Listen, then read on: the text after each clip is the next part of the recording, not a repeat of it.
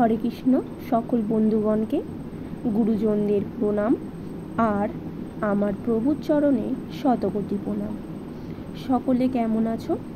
আজকে হলো জন্মাষ্টমী।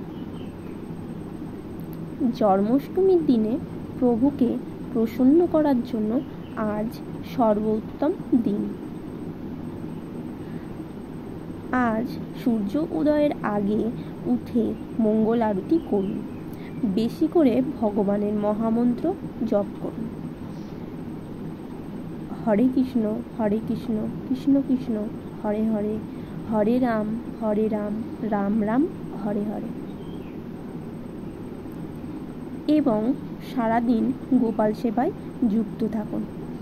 এটাই ভগবানের সব থেকে প্রিয়।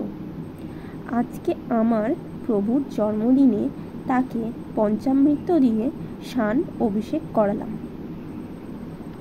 তা আপনাদের সাথে শেয়ার করলাম। পঞ্চামৃত এর আক্ষরিক অর্থ হলো 5 অমৃত,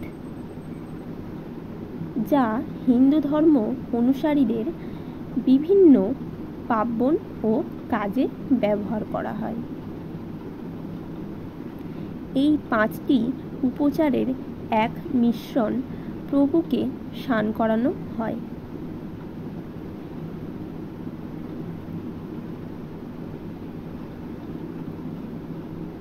সেই স্নানের জল হলো চরণামৃত বা পঞ্চামৃত। গন্ধ ও পুষ্পসহ সেই জল ভগবানের চরণ বেয়ে নেমে আসে।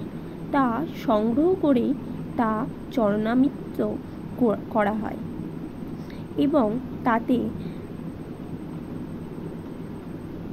প্রারম্ভিক মাহাত্ম্য আছে। পঞ্চামৃত পবিত্র মনে গ্রহণ করলে সংসারের সুখ, শান্তি এবং সমৃদ্ধি বজায় থাকে। পঞ্চামৃতের আমাদের মন প্রাণকে শান্ত করতেও সাহায্য করে। এটি গ্রহণ করলে মানসিক শান্তি ফিরে আসে।